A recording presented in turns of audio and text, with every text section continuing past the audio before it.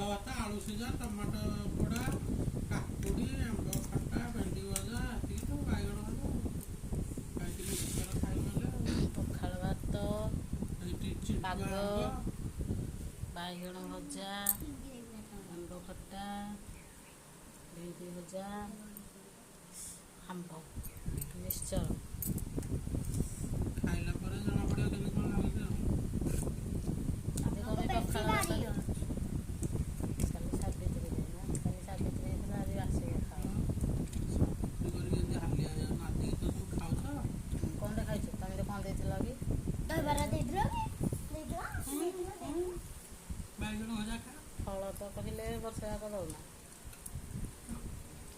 ଦଉନ?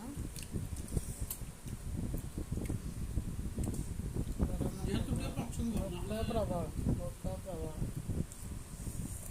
ଆଜି ଆମକୁ ଚାଲ। ଭୋକ ପ୍ରବଳ।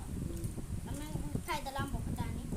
ଆଉ କେହି ପାଗଳ, ଆଉ କେହି ଖାଇବେନି। ଖଟା ଆମେ ଖାଉ। ଖାଇଲି କେମିତି?